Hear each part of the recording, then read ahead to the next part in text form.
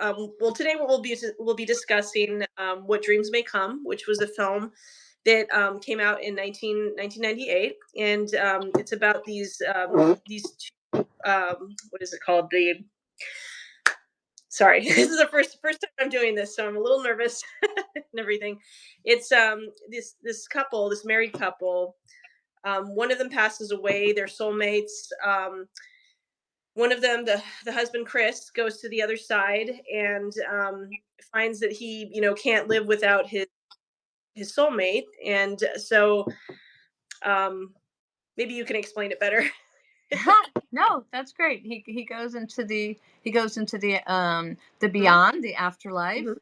And so you have a Substack that's devoted to metaphysical films and spiritual. You like discussing and really getting All right. into films that feature these things. And I also really am a total mystic, and I believe in the afterlife. And Mhm, I completely I'm doing a lot of research right now for a novel that I'm writing. So mhm. I'm here because I wanted to start and I may still start a film series of called The After Story, which is Oh, about the after films that are devoted to the afterlife. Because then I'd love to have a conversation with people about, well, what do you think happens? And do we go to some other world where it's almost like we're humans again, which is what happens in this film, What mhm. Dreams May Come. The Yeah. protagonist ends up waking up in this land, and he goes through a period of confusion. There's a whole transition that we can talk about. Right. But why it fits with my Substack is called Mostly Brave. And it's really kind of brave for me to come out and talk about my mystical side and my Mhm. beliefs around souls and soul travel and journeying and soul contracts and all of that is like, it's not something that everyone in this world acknowledges. And some people actually get a little defensive about even wanting to talk about it. I've noticed. Have you ever noticed that with some of your more mystical topics that Oh, um, absolutely. Yeah. I mean, yeah, it's like with anyone, it's like you kind of have to know.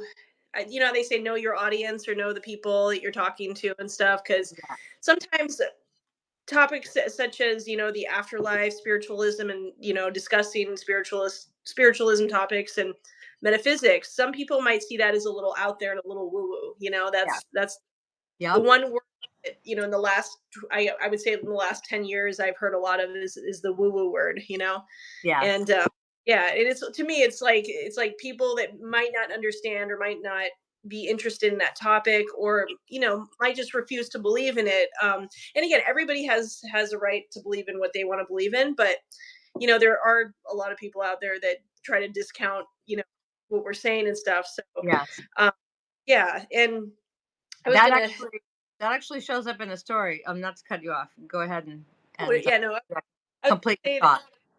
Yeah, I was gonna say just like how you introduced your Substack and what you do. So basically, my Substack is called the Vibrant Cat Eye, and what I do is I bridge the metaphysical and spiritual with movies and television. So I look at the spiritual aspects, the energetic aspects, and kind of the vibration of different films and TV shows.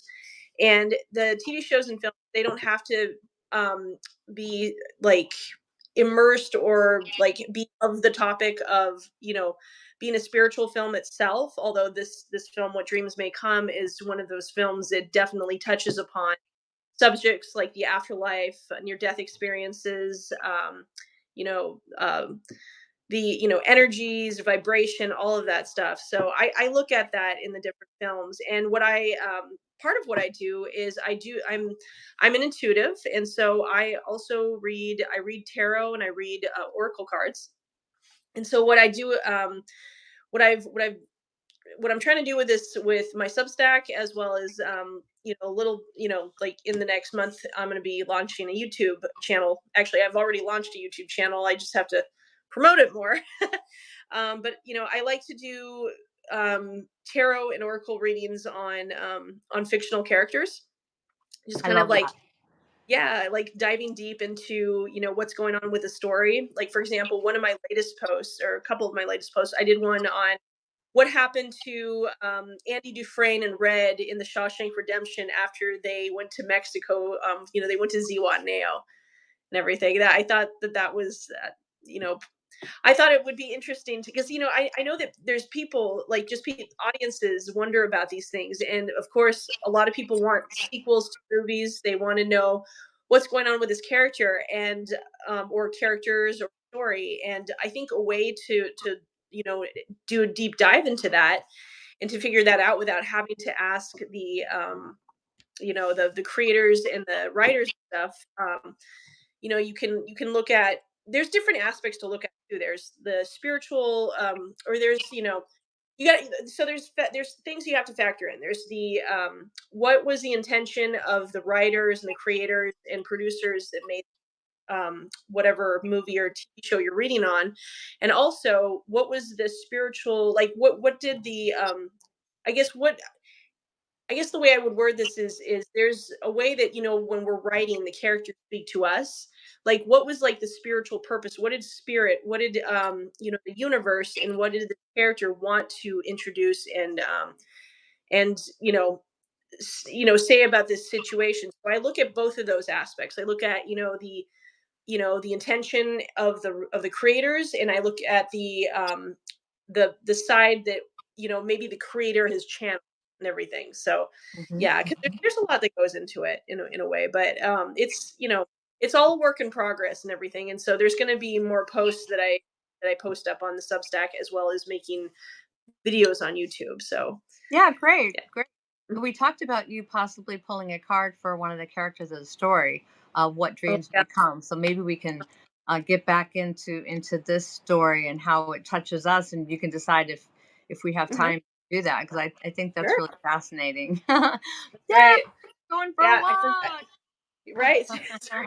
Thank you. I forgot Yeah. to grab that's the one thing I forgot to grab is my Oh, your tarot one of my tarot cards. decks. Ah. Yeah, Oh, that's great. actually. Well, we don't have to do that. I just find that really cool that you, because Oh we yeah. might have questions about what would happen Hmm. in the next lifetime of these two characters. But Yeah. so basically, I think you gave a pretty good idea of the Hmm. plot, and there's a Hmm. true heartbreak in the story, because the main character, whose name is Chris, ends Chris. Yeah. up dying in a horrific accident. They're different in the story and in the film, Hmm. so we don't have to go into that now. But he's very, very confused and does not know where he is, and ends up Hmm. really in the film, in this very amazing.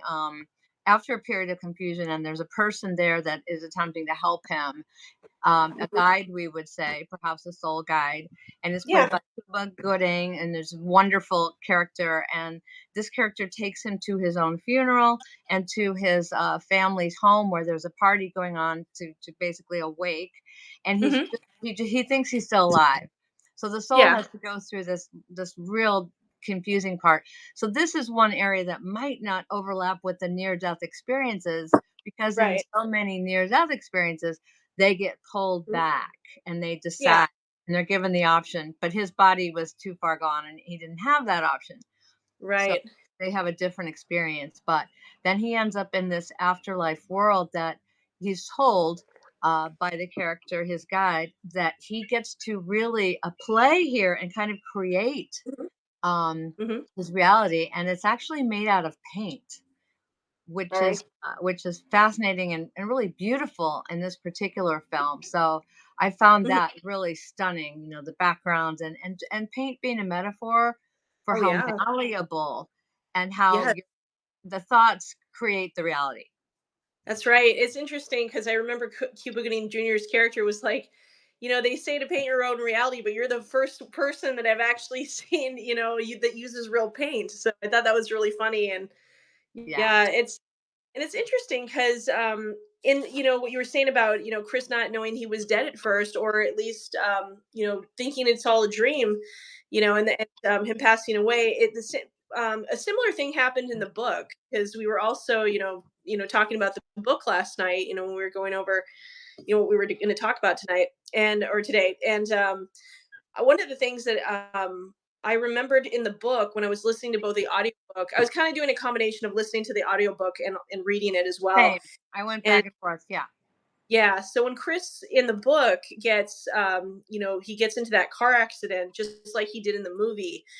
Like you said, his body was too broken. That's one of the things he talked about in the book, or that when Chris was narrating the book, he talked about how his body was far too broken in order to come back. So he couldn't come back. So he followed the sound um, of Albert's voice. And Albert in the book is different from the Albert in the movie, because Albert in the book was a cousin of his that had died several years before. It would like at least 15 to 20 years before that, from like cancer or something. And so he was one of his, few family members that was on the other side at that time. And in this one, it's a comment. And by the way, if you guys haven't seen What Dreams May Come, it probably would be there's going to be spoilers we're going to be talking about. So Yeah, it's, yeah, spoilers. if you want to click off and go watch the movie without it being spoiled, you're welcome to do that. Or if you're watching this on playback, you can pause it, go watch the movie, and come back. So, spoiler alert. Mhm. One of the things that's interesting about what I was going to say about Albert the guide is that besides him, being the cousin in the book, in the movie it's different, because he was this doctor that he had interned, that Chris had interned under. Because Chris in the book was a filmmaker, he was a screenwriter um, in Hollywood, and he instead, and in this one he's a doctor. In the movie he's a doctor, and Albert was the first doctor he had interned under. It was like a mentor to him, really Yes. respect.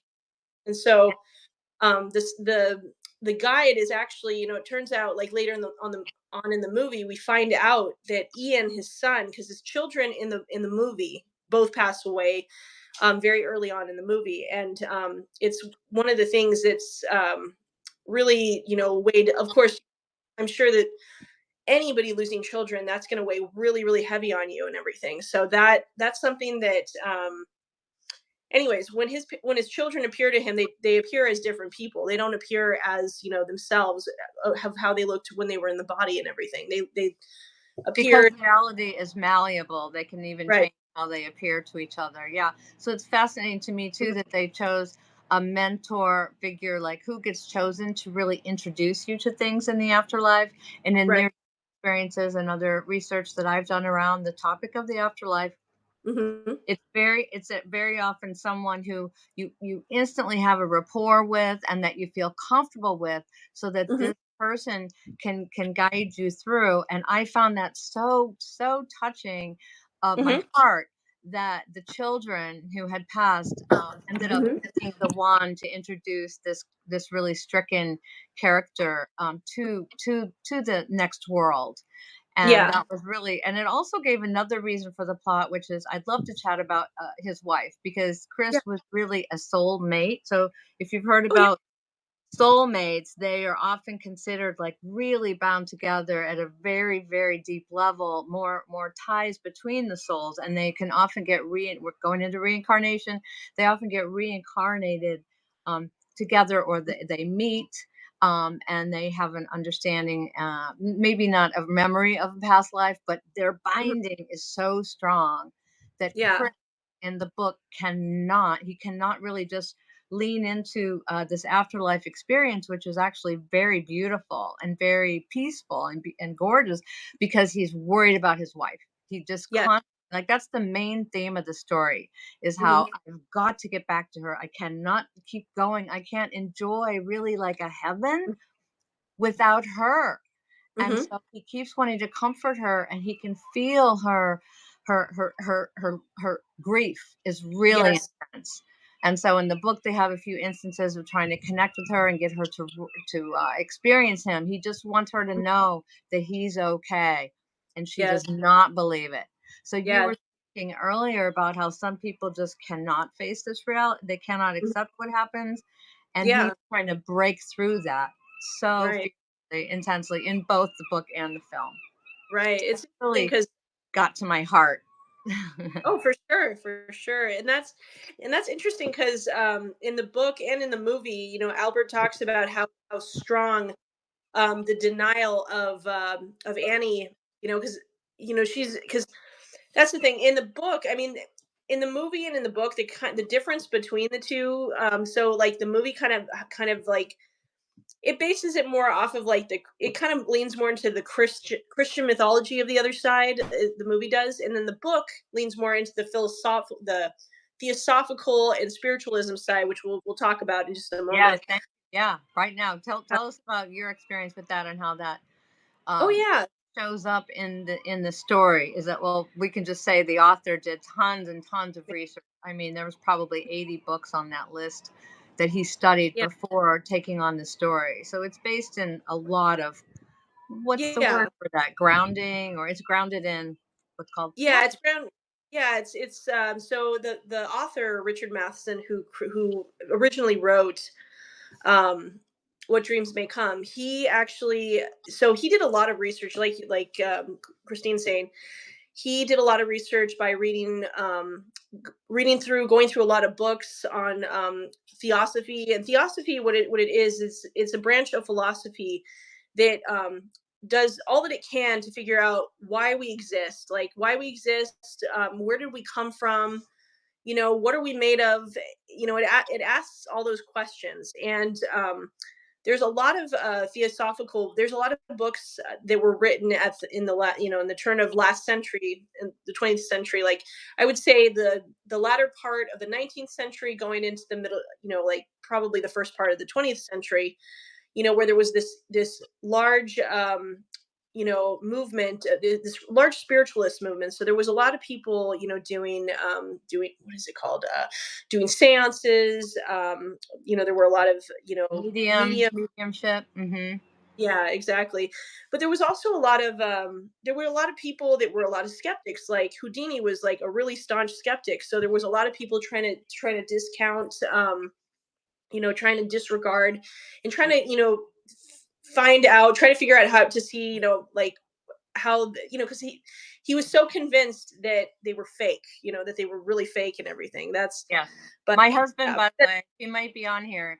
He often oh feels that way about psychics and mediums, because how they present yeah, it very often very similar to magicians. oh yeah, So there's some reasons to be skeptical, and there are, it does exist. But I also really believe in this capacity to connect, because I do this all the time, and I find it a great comfort to connect with people on the other side. And I've oh received definitely. messages from them that there's no way in heck that I could ever know some of these things without having received. Yeah.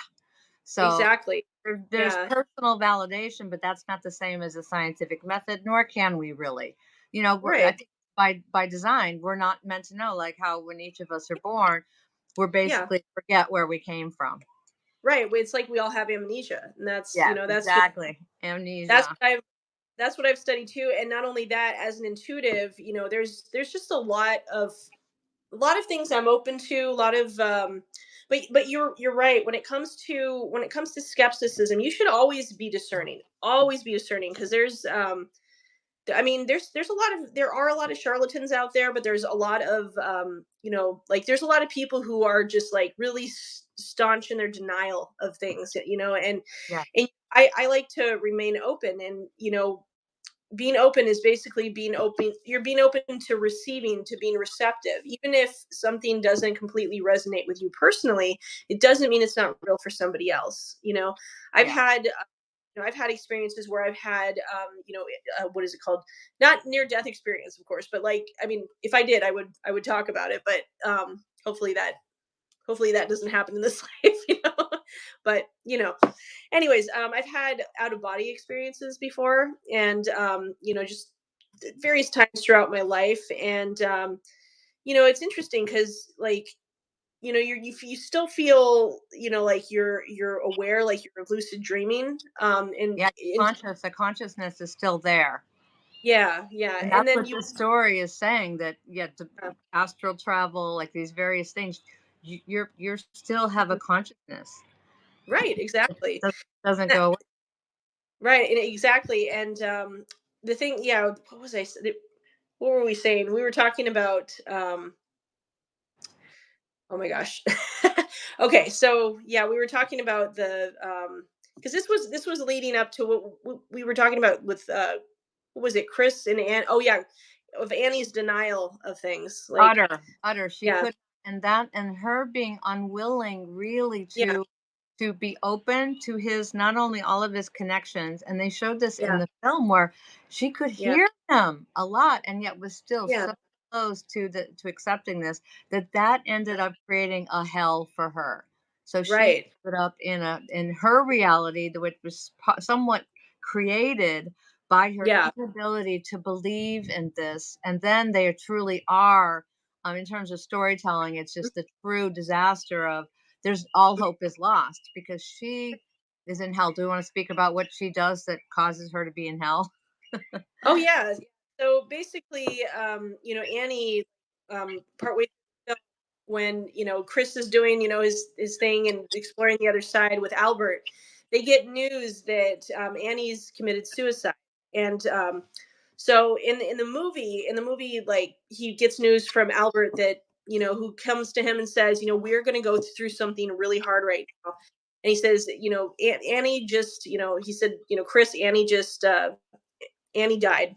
She just and he told him that she committed suicide, and he's like, oh well, when will I see her? And because he still gets sad, knowing that she died. Oh, Um, completely. yeah, yeah, and he starts to cry, but then he's like, when do I get to see her? And he says, never, never. And then he's like, what? He's like, no, you'll never see her because for all the reasons we just The taboo against suicide. Yeah, do you want to yeah, speak about that? And yeah, in these realms, if you're ending yeah. basically a contract. Right. So basically, in both, so basically, in it's not just in theosophy, but there's different, different belief systems around the world. That talk about karma. They talk about when it comes to suicide, and I think that when it comes to suicide, especially like in Christian mythology, which, like we said before, the movie leans more into.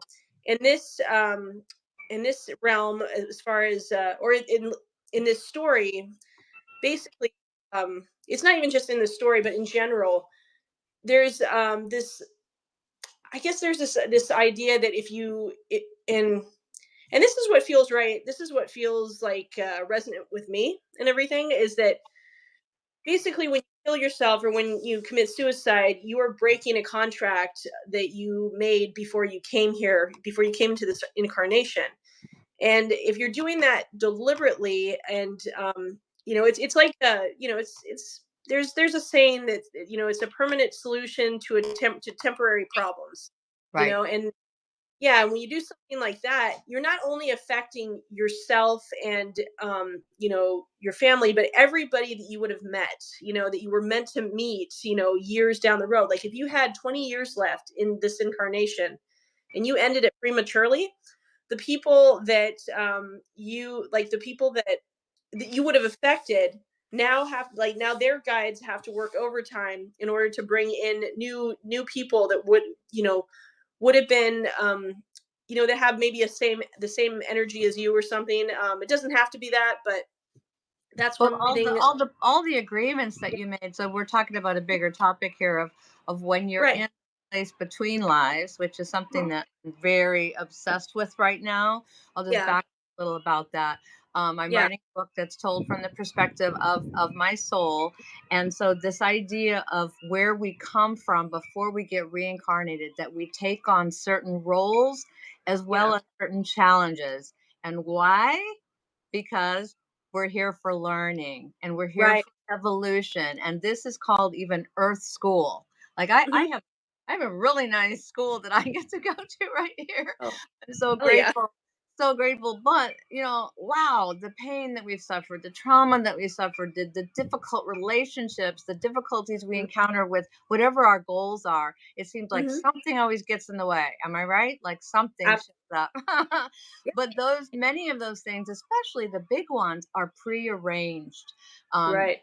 that you're part of a community of souls after you leave Mhm. this plane that Yes. works on learning together, and they make agreements. And so you're absolutely right. If you cut it off Yeah. early, which is so tempting because you're in so much pain and you feel you can't go on. Um, Yeah. I have a lot of suicide in my family line. I've had Mhm. suicidal. I worked in suicide prevention for youth for many years. For after, Oh, so I'm a nice. bit of a little teeny bit of an expert on it, and it's so it is mostly because the pain is too much. I Right, cannot carry on with this pain. It's not. right. It's Yeah, that mental anguish, and in yeah, they talk about how you know the the one thing about, oh gosh, trying to find the words here. um you know when it comes to things being in our mind and us manifesting itself, the other side is supposed to be like, because here on the physical plane it's yeah. very thick down here. The energy is very dense. It's So hard to move it with your mind. right, exactly. Very hard. Yeah. So when you die, all you have is your consciousness, and so energy on, like in the afterlife and on the other side, it's supposed to move a lot quicker. It has a higher vibration to it. But also, if the people that have either lived, their lives in a way that's less than honorable, or the people that have committed suicide, or in that state that's just, where they're so in denial, they're just hanging on to, they're so self-absorbed. That's the Ye- thing. There is Yes. in life, there is a lot of self-absorption within people. And what we were saying about the denial of, that Annie feels, it's so strong. It's like her ego will not let her see, she's not letting herself see, you know um What's beyond what's her own beyond. grief? She can only experience her grief, and you're right. So she, even though her husband is right there hugging her, Yeah, touching her, writing to her, she can hear yeah, his voice. She will not accept it. It's like the mind is yeah, just so closed. You're absolutely yeah, right. It's a bit of a narcissism, as well as, do you have the yeah, capacity? Do you have the ability to really feel into that there's something bigger than me that's holding right, this whole thing together?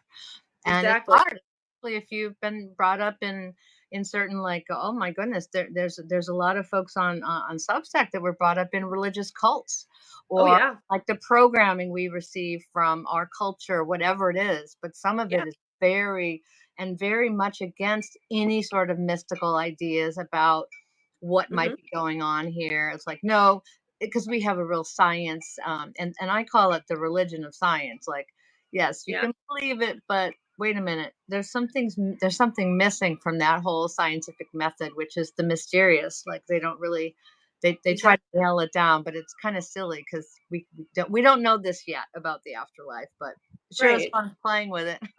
Exactly, exactly. And that's the thing, there's no like solid proof that, we can show people. But it's all based on experience. There's so many people that have had either near death experiences or out of body experiences, and a lot of them have a common thread to them. Yes, That's same and not experience only. over and over. Yes. Yeah. Yeah, and so for me, that's the thread that connects me, to all of this. And not only do I have a personal interest, and I'm personally drawn to that. And and it's not like, these are just a belief system that's not grounded in something solid. But I do think people, when you have a lot of people that are talking about the same thing, it does become, solid and all that. So Yes. um yeah, I have so it would. I have a little story, though, that was so shocking to me, of Oh, yeah. a dear friend that passed almost a year ago. He was my Mhm, husband's best friend, and he mhm, was getting close to death. He died of cancer, and it was a known. His doctors had told him many times he's not going to make it. So, but mhm, he was open. He was, because we were so close. He would talk about things like this sometime, and he'd say to me, "Well, I don't know what's gonna happen," and that's totally mhm. true at one level, but he was also, like, inching into the territory of, what I thought hearing about a near-death experience might be a comfort to him, right? Yeah. If he's looking at that road, he's gonna Mhm, cross over, and he is mhm, in denial. But also, so I brought it up and I said, "Oh, I met a woman that works a laboratory, a science laboratory devoted to near-death experiences, and how mhm, they've been really tracking these stories, like the mhm, facts about it, because they're looking at it through scientific lens, because they want to build a body of work around that." And mhm. oh, it's a university program. You can go and check it out." And he just said, "Nope, all of that's bullshit."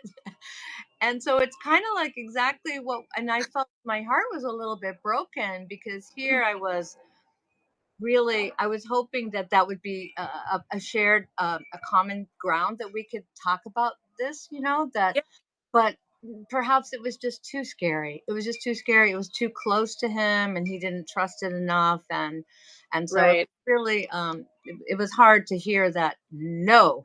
And I was like, okay, all right, Heard yeah. that several You, times you, from people. So yeah, and that's the thing, all you can really do in that situation is hold space for that person, and just allow, hold space for them, hold space for yourself, and because I mean, obviously, in this world, we only have control over ourselves and what we believe and everything, and um, and it's important to just just be a presence with them and be that that open presence with that person. And if they if at any point they have any questions about that, we answer it with open arms and open heart.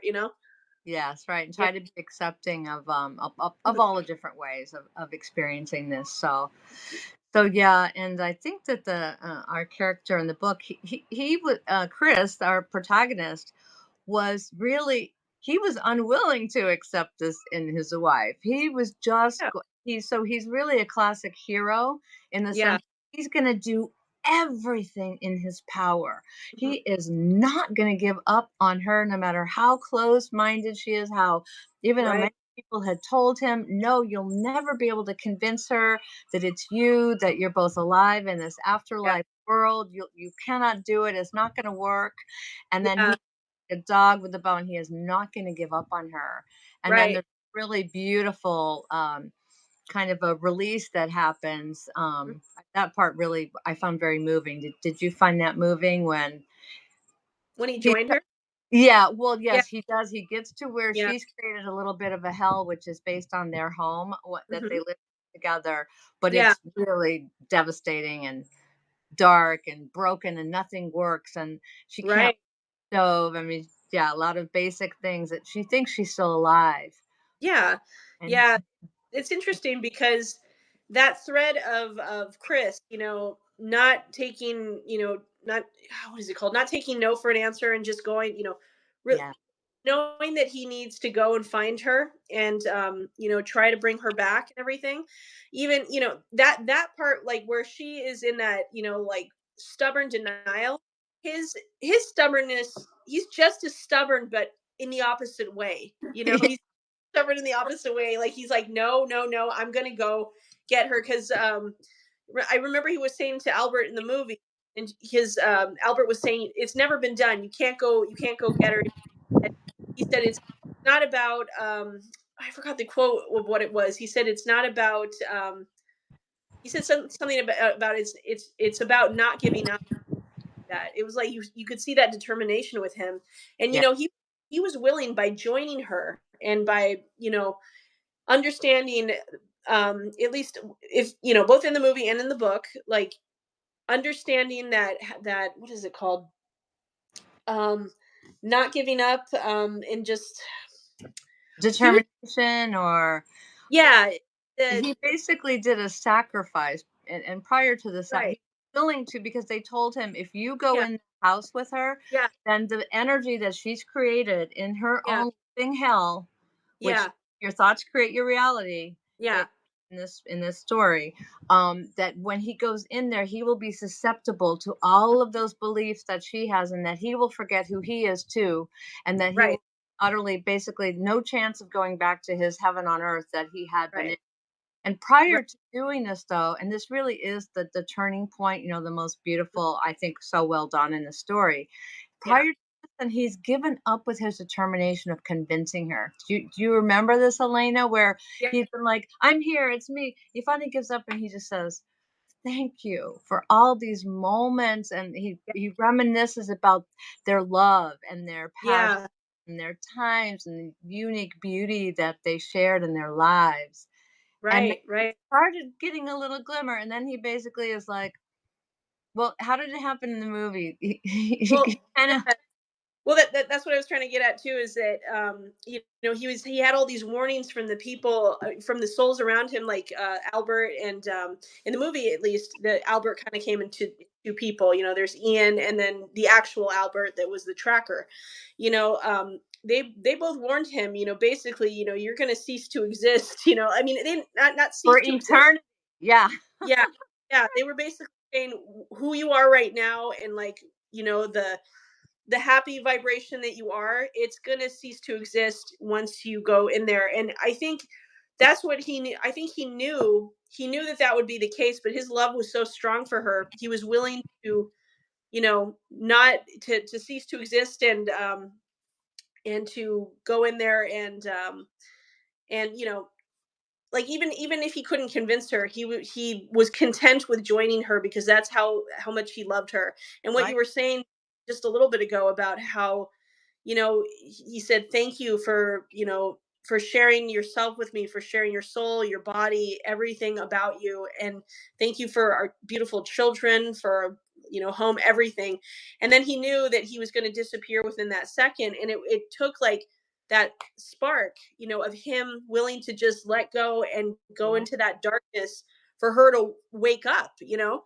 She Yeah. woke up and was like, oh no, no, no, no, no, no, no. She was, because she said, oh my gosh, Chris. And Chris was just like, you know, it's really cold in here, and Yeah. Who what's going. are you? Right. I Yeah, mean, it's so yeah, so amazing. So it is a story of a true self-sacrifice mhm, for the love, yeah, for love, and then that energy of really just letting mhm, go of your own, like, even determination, yeah, and being there just for love. And then yeah, she could then finally see him. So mhm. I told you it reminded me of Romeo and Juliet. I haven't really Oh yeah, articulated this because in Romeo and Juliet, nobody wakes up and goes, "Oh, you," that you don't have the wake up, at least yeah, in the story so far. But how they just gave everything for each other, and through that yeah, sacrifice of being willing to die for each other, right, then they come back to the beauty of their mhm, soulmate connection. So yeah. really inspiring. It's very interesting because, you know, you have the Shakespearean aspect of what dreams may come, you know, from that, because, you know, he had the comedies and the tragedies, right? There's the what dreams may come. Some of that, you know, the visuals that we see in the movie, you know, those kind of, they take heavily from art, and I do see the Shakespearean influence there as well. You know, hence, you know, the title of the movie, but also, Right. you What know, play is that from? I'm forgetting. Was that A Midsummer Night's Dream? A Midsummer Night's Dream. Oh Yeah, yes, that's thought so. Right. And Midsummer. it was like Midsummer Night's Yeah, Dream, how it was so kind of magical, and yeah, he's using the paint metaphor that I mentioned, and his wife being a painter, that was really resonant. Uh, right. because it's from Hamlet. Yeah. Susan Tell Oh, okay. is not from it. It could be. It Yeah, seems like a Midsummer Night's thing, but yeah, Hamlet. Yes, that's right. yeah, So, yeah, it really did capture that liveliness of what seems yes. possible on the other side. Like it Oh, isn't yeah, all dark reality that he ended up having to go through quite a hero's journey going down right. into the pit of hell, and Yeah, having all these demonic kind of figures and characters like trying to drag him down into it. yeah. So it's It it's was. a classic hero's tale. Oh, for sure. Yeah, Yeah. and those visuals of, besides, you know, all the beauty we see in the very first part of the afterlife, you know, as he's going to rescue Annie, you know, we see, like you were saying, all these bodies, all these faces, the sea of faces, and the shipwrecks and everything, and the storm. You know, it really, you know, that, you know, I've had dreams myself where I've seen, you know, like dark black clouds. You know, sometimes those can symbolize our emotions. And so when you have, like, when you're, there's like a stormy emotion that's present and everything, it's almost like that manifests itself on the other side as a dark storm cloud. And you Yeah. see like visuals of that, you know, in the movie, but also it's present in the book as well. Because in the book, like, you know, he doesn't, they don't describe, you know, because the movie and the book are different, of course, you know, but in the movie or in the book, it's more described as, you know, like you have this like paradise, and as they start to make that journey, you know, to find Annie, it starts to get darker and darker and darker. Like at first, it seems a little bit cold. There was somebody in the book that Albert was helping. This gentleman that was trying to get out of his own self-absorption or something, or he was helping somebody get, trying to ascend to that higher vibration, and they were still kind of like stuck in that there. And I forgot the gentleman's name, but they were They were in sitting on a the bridge. underworld, and his job. Yeah, So what's kind of cool about this in the bigger yeah. perspective is that you get a Mhm. job, like in the afterlife. You get to choose what Yeah, lights you up, what's your purpose. And so not like a job where you got to go to your 9 to 5 or you got to get the paycheck, right. nothing like that, but it's where you get to live a purpose and have a purpose even beyond this life. So I'm a singer, and I kind of see it that I'm going to be involved with sound and energy work. That I think that I have done that before. I believe that I have been very much part of that lineage, and I do Absolutely. now, for work, and I believe that will continue. So his job, that character's job, was to Mhm. really, he really was so deeply invested in uplifting those souls that were really stuck, really Absolutely. stuck, and he would go and be present with them. So he went into the underworld, into hell, Yeah. to help guide people back and help because they can change their reality with their thoughts. And he believed in them. That was really moving Yes. and Exactly. important that he had that role. Yeah, yeah, and yeah, both in the movie and the book, he has that role, and it really is beautiful because it gives it, like you were saying, it's not like a 9 to 5 job where you have to go there because you need money and everything. It's very purpose driven. It's very heart centered, and everybody has their own focus that they can be on, and for yeah, for Albert, of course, it was finding lost souls. For Marie in the book, or not in the book, Marie, the kids are alive in the book. They passed away in the movie, and Hmm. so job on the other side is helping animals, and Yeah, helping her. yeah. Yeah, there's That's very sweet. yeah, because the dog Katie, the dog that meets Chris when he first crosses over, you know Yes. that that was Marie's dog when she was alive. So that's she refers to her as an old friend, and Yes, I the animals being there is so touching, isn't it? And how that's a it huge is. comfort to Chris when he arrives there in both the story just all told. So Uh it's huh. sweet, and affirming that when you get there, Uh huh. you be supported. I mean, that's the Right. feeling I got. Unless you believe that life is hell, and when you get there, it might be hell. That's sort of what this film is saying. I don't know if Yeah. that matches to everything about the spiritual and theosophy. I haven't come across that myself. That you basically the Yeah. reality how you if life is hell and everybody's rude and everybody's cruel and everybody's a killer, that might be what you experience. Exactly. That's Yeah. basically what Theosophy talks about too when it comes to the other side, and there's also this author I was going to mention really quick, that I've read. This artist who does a lot of really intense ND, what is it called? And Oh, near death oh, experiences. Oh, not near death, OBEs. His name is oh, I'm out not of sure. body experiences. Yeah. Yeah, Jurgen Zywi. I know it's like backwards here. Yeah, Oh no, I can see it. Yeah, it's good. yeah. He has these books. This one's called The Multidimensional Man, Mm-hmm. and basically documents his experiences with, his own, out of body experiences and what he comes across, on his journey. And his out of body experiences are so intense that he's gotten himself like into that state of mind as if he is dead on the other side. Yeah. And yeah, it's interesting because he talks so much about, how if like say you're an artist like in life and you want to create something on the other side, and say you were an animator or something. There was an instance where he was amongst people that were like cartoonists or whatever, and they brought cartoons to life, and um they were these thought forms, and thought forms are basically like energy that we create with our mind.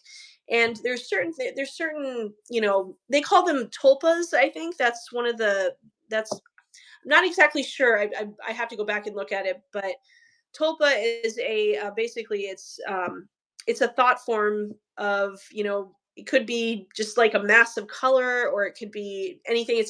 It's supposed to be like within our auric field. And some people, like when you have like characters that people create in movies and books, like I don't know, there's mythology, of course, like Yeah, archetypal. Yes, I'm way yeah, into like mythology. Studied it a yeah, lot. Yeah, these things recur, and so they're calling it a thought form. That when these yeah, archetypal sort of creative beings, yeah. characters, characteristics show up again and again, it's because they're coming from. Are they talking about the collective unconscious, like Carl Jung talked about?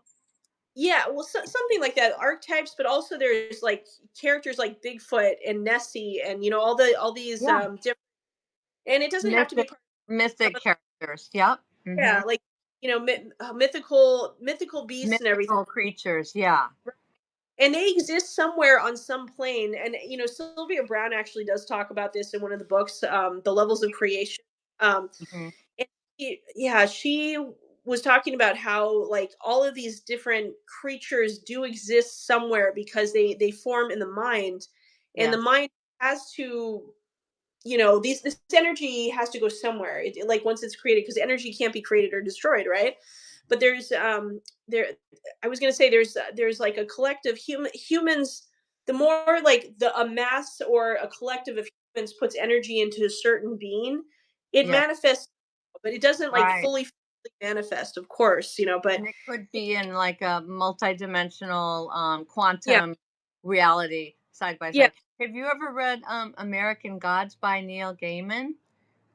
I Because he haven't read uses it. the gods themselves, the gods Yeah. throughout history, as having that. So if people stop believing in them, Oh then yeah, I see the Greek they series. gradually die, Yeah, and then there's new gods, which was techno. yeah. Technology became the Ooh, new god, and money became the new my- god. So we actually yeah, worship these thought forms, you could say. yeah. They It's become it's an object of worship. it's interesting. I did see the first two seasons of American Gods on HBO. I haven't Yeah. read the book. Probably, I But you definitely know read the the story book. idea then, it's about Yeah, Odin, the Norse gods primarily, but yeah, yeah, yeah, these this makes a whole lot of sense to me, and even the afterlife world that's presented in What Dreams May Come. I mean, right. there's many worlds in there. I mean, they Yeah, talked about Matheson talked about that in the book. Like, there's actually so many worlds. Like, every religion is there. So if you were Hindu in this life, you hmm could find a Hindu world that exists there, and maybe with yeah, maybe Ganesha, the elephant god, who's a mythical being. He's there. yeah, He's just hanging out. I mean, right. so, Yeah, or if you're Catholic, maybe you go there and there's Mary, and she's yeah. very comforting and kind, and these It, avatars from other um systems of belief can yeah, totally coexist. for sure. It's interesting you say that too, because it makes me think of the Beatles. Like how John Lennon, of course, and what was the other? Oh my gosh, Paul why can't McCartney. I? Oh no, no, not Paul McCartney. He's still alive, but there's Oh, George Harrison. yeah, George Harrison and John Lennon, of course. Half the Beatles are gone. I can see them on the other side, like playing the sitar, and just because they what is it? I would say like the what is that religion called? It's not a religion, but it's like the new age aspect of like Indian culture. Um, I think they were heavily influenced by the like that the music, and um I'm That's blanking. Hare Krishna, or I mean, that's a more modern kind of version of Yeah, Hinduism coming around. Hinduism. That's what I'm. Well, Hinduism is ancient. It's one of the Yeah, most ancient yeah, Vedic religions, yeah, on the planet. So yeah, yeah, and yeah. they started this idea of karma, which is part of what we're Yeah, talking about in terms of the afterlife and rebirth and right, reincarnation. How many times you might get reborn again and again, right. And they have thousands of times. that message in their music about love, and Yeah, about that's the thing that I think it drew so many people back in the 60s to their music. But I yeah, also feel like beneath all of that, there's all this knowledge that they took from past lives that they've had. yeah. And yeah, it's just really. their music's very heart centered, and I think that spoke to a lot of people at a very tumultuous time in Oh, history and it stuff. was And perfect for the yeah, dawning of the Aquarius age. That was the message we were all hungry for, yeah, and probably still are, um, for sure. And yet the other side has risen, and now we've got a different kind of energy in the world today, that uh-huh. really wasn't too happy with that love message at all. So Oh yeah, there was that's not one at of the all. Like, no, we're not going there. We're going to show right, another side of humanity, which is very, very challenging for many of us today. Um, definitely. so yeah, I feel like that love vibe. I still think that that's what I mean. I was raised in that era. That's my era. Those music Mhm. and that message is very much in me, and I still feel like that's what I'm here to share. Yeah, yeah, It's it's all about love, love, love. La la la love. It's all about it for me. So, and our story showed that too, like just the power of love, really, and how it can take you through the darkest things, and yet you're still learning from each other, and you're expanding your consciousness, your yes, capacity through the hardships of loving other people. absolutely, yeah, That because plays it's yeah, because it's not easy. Like even if you have a soulmate, there are still things that people will obviously will not agree on and everything. You have like it's really interesting because when Annie in the movie was in the psych ward right after her children were killed in that accident, the car accident and everything. Even then, um Chris had such a hard time reaching her, and he was willing to leave her there, and she was like, "No, no, no, no, don't leave me," So it was like I because he couldn't.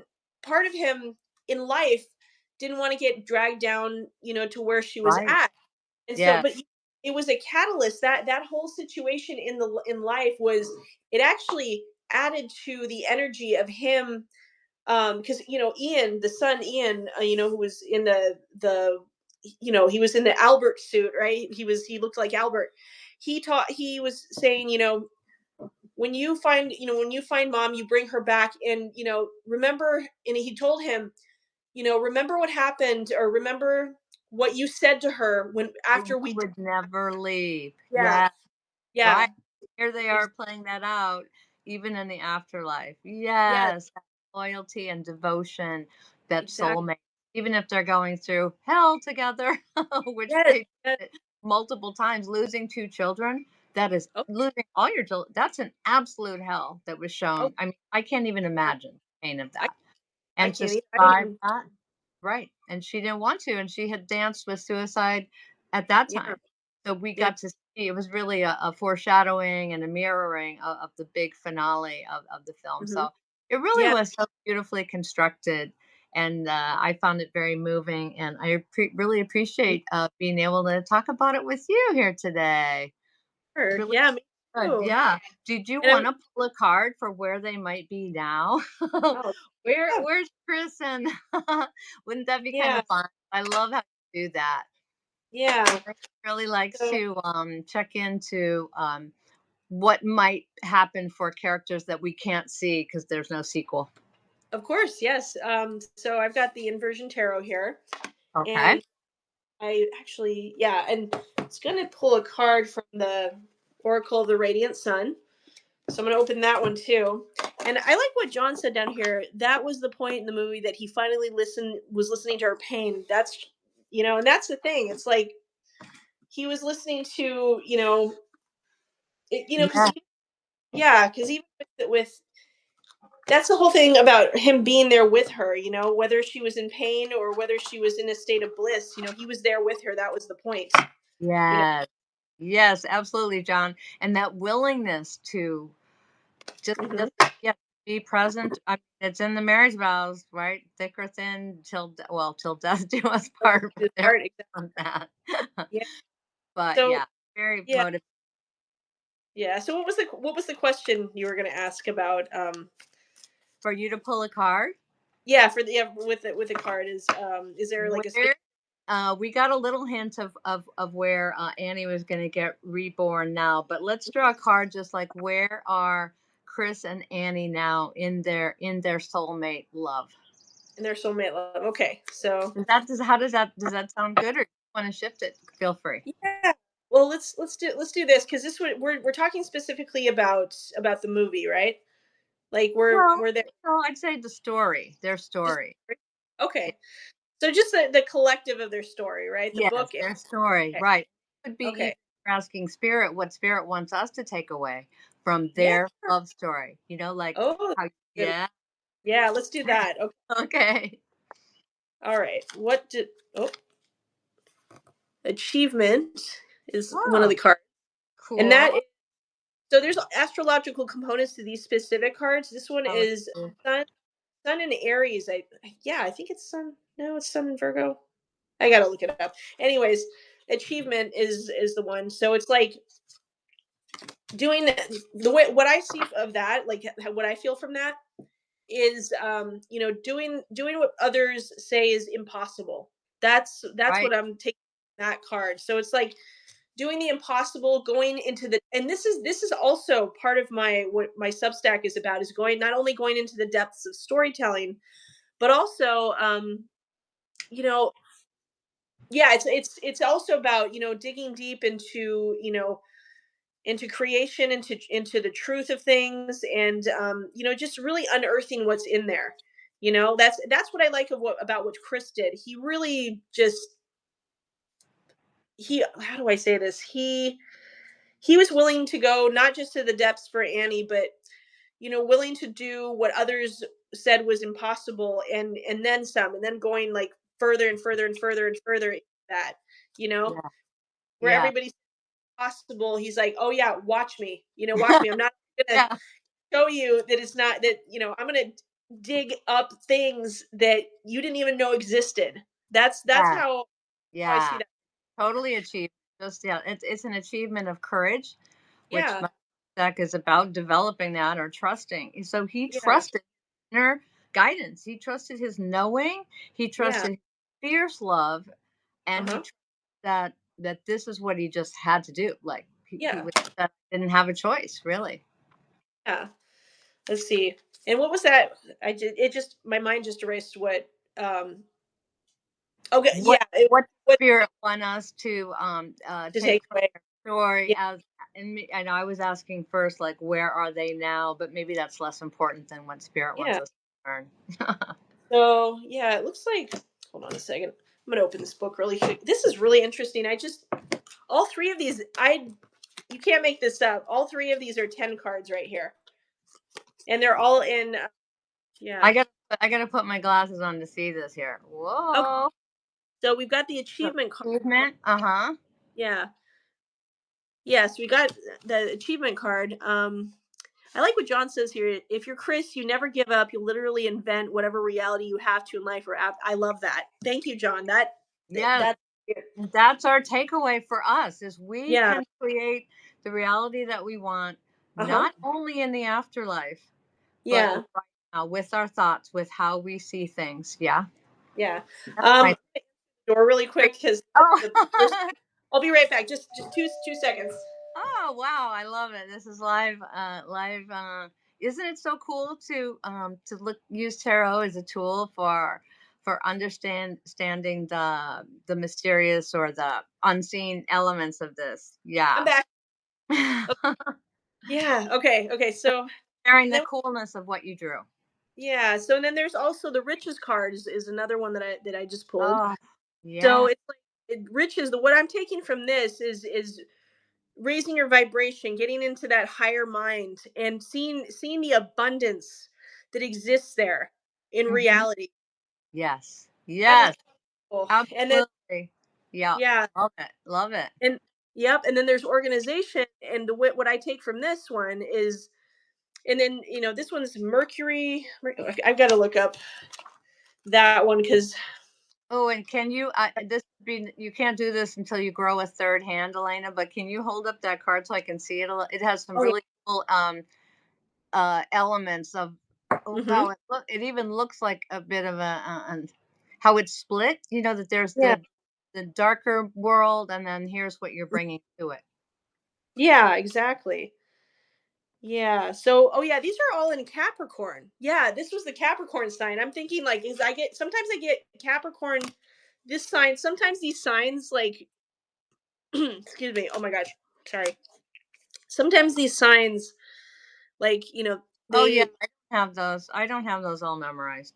yeah, same But here. my Yeah. dear friend, astrologer from Astrum Opus was here earlier, but she would know. Yeah.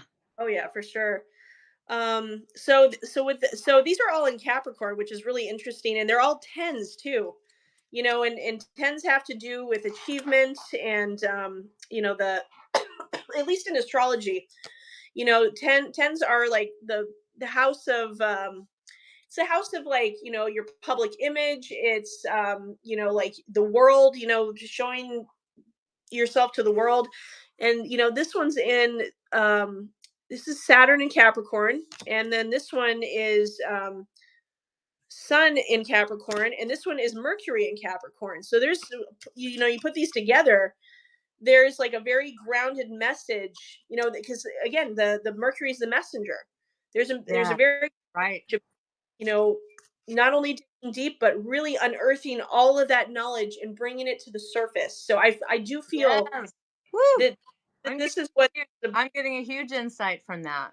yeah, For myself, a yeah, personal one because I'm a like triple Mercury. I'm yeah, so much Mercury, and I see my vision as really sharing stories mm, like how Richard Matheson did all of his study with yeah, theosophy spiritualism, changed his own life, stopped yeah, writing horror stories uh-huh, to write something more positive in the world, and then sharing these things that we can all receive an uh-huh, understanding through a story, whereas mhm, most of us will probably not read a bunch of that more philosophical stuff. Like, oh, you got to be, highly motivated to read that. yeah, But in a story, a mainstream story or a film, which mhm, is what I'm working on my novel right now, then yeah, more people can learn to perhaps, if not learn, be inspired by and mhm, gather more nourishment from a story.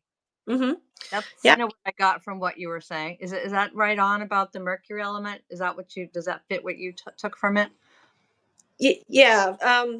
Repeat that last sentence though, like I Oh, because just that I jumped in on you. I'm sorry I interrupted, but it's, the it's mercury okay. part was so I suddenly got this huge, affirmation Mhm. of the work that I'm doing, which is why I wanted to have a talk It's about like afterlife. download, right? Yes, it's like Yes, yeah, I got the "You go, girl" from right. That's from the yeah. cards. Yes. You know, it feels like there's something opening up for both of us, and just in general. I mean, even with like Substack, existing right now, this is a good platform, I think, for people to gather, because all these other platforms don't seem to have the same like algorithm and excuse me. And so it's nice to be able to meet people that are part of a community too, that Yeah. where we have minds and stuff. But I pulled four tarot cards because the fourth one wanted to come out, and this is like the takeaway, right? So you Mhm. have the 10 of Pentacles right here. And then you have the Ace of Wands, 10 of Pentacles. Again, there's the 10 cards. Another 10. Yeah, another 10. You can't make this up, right? This is like the structure. Like pentacles are like they're the earth sign. It's like the pentacles are the earth sign. So it's everything that's grounded in reality. But also, the 10 is also about not only grounding, but like that abundance being present and unearthing that abundance. And you got the Ace of Wands here, which is about action. And then the also, because this is specifically about the story, you've got the Two of Swords. I think this represents, what the journey that Annie went through. That it's usually the card where the person has the swords, and that symbolizes, indecision and denial and all of that. So there's that, but also then we Wow. have the Ten of Swords. Ten of Swords is usually the I'm swords not in the back. So it's like, it's almost like there's a journey here, with Yeah. Chris, that 10 of, because this is what I pulled first here. So, we've got the 10 of Pentacles. He finds himself, in this land of abundance. That's where he's living. And then True. he's called to action, right? Yes. And has Yes. a decision. And so, like, but also what I'm taking from this is this 10 of swords is this, just because it seems like the end, it's not necessarily the end, because sometimes you can you can start that journey abundant and then find your I'm trying to figure out how to explain this. So basically, like, it's like a cycle almost that can start back up. Like, just because you find yourself at the end, and where Chris thought it was going to be the complete end for him, he Yeah. actually came back here with Annie in the movie. Like, he found himself, they went rock bottom, deep rock bottom together, where he was willing to risk his very existence, and it Yes. actually catapulted him back here. It's Yes. like I Yes. feel like, Beautiful cycle. yeah, Yeah. Well exactly. done. And I love that. I feel like the death isn't really like the death of, not it's not only just, it's not just the death of the ego. It's not only just not it's not that your ego dies or anything like that when you do that. When you actually make a sacrifice that's, out of love, it's not that you cease to exist. Sometimes that's the rock bottom that you need to catapult yourself back up into that abundance, that abundantness, that abundant state. Absolutely. And it Yeah. sure feel like that at the moment. Yeah, Right? Like, exactly. oh my God, this is the hardest thing. But Yeah. he had that steadfast love that I feel like kind of carried him across. Like even being Yeah. willing to have utter annihilation for eternity. Yeah. He was Yeah. like, because most of us don't come up against that one. Who knows Yeah. on the other So side? yeah, John was saying he also wrote the book that became a movie, Somewhere in Somewhere Time. in Time. It- Another one of my yeah. favorites. Oh my. Absolutely love it. I adore that film. Yes. Yeah. So It's good. funny.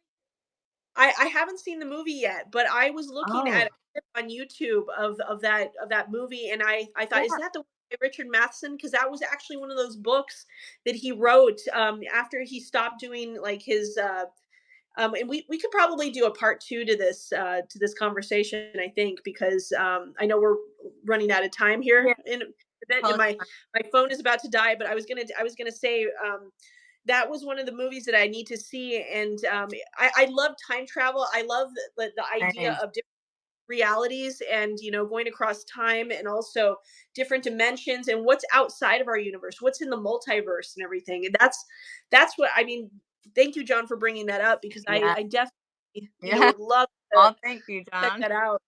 Yeah, we Hard should to. watch that and do that. And yeah, and Yeah, that would be great because I rewatched it, I think just last. yeah, But, yeah, I love it. It's very, very, it's very romantic like this yeah, one, and you just, there's another one that came out on 10,000 Years of, oh, shoot, I'm gonna forget the whole title, but there's one that has a similar theme, I mean, that shows, this couple very kind of mismatched, the main character, not the main character, but the masculine is a genie who gets he starts the person that lets him out of his bottle ends up being someone that he goes with into alternative realities and multiple lives. That's another really cool one, and it's more recent. So there's a lot of great that we could talk about. So more to definitely, come. yeah, Sounds like we have some folks that would enjoy having part this two, with you. Yeah, and we can yeah, go forward with this. Well, thank you so yeah, much.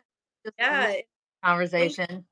Dean. Yeah, and thank you to the 15 people who have joined today. And Uh, yeah, next. oh, hmm Oh, go ahead. Sorry. John is also talking about Maud Adams. I'm not sure. That's not ringing a bell, but maybe a character Yeah, or yeah. I've never heard of Adams, but I would like to know what that is and stuff. Yeah, yeah, Thank yeah. We could you.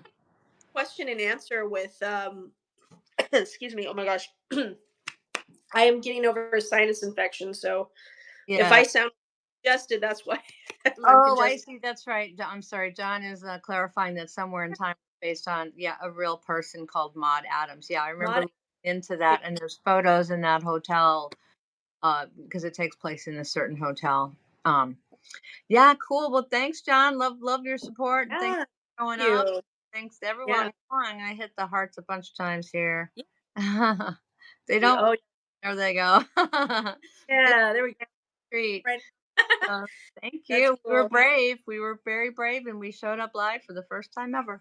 Since this is my first live, I do get nervous speaking in front of people, and so like if I felt, if it sounded like I was like, what was I gonna say? That's it's Oh, because that's okay. it's Yeah, so yeah. natural, normal. It is. It's a public speaking thing of like, oh, what was I thinking? Did I even thought?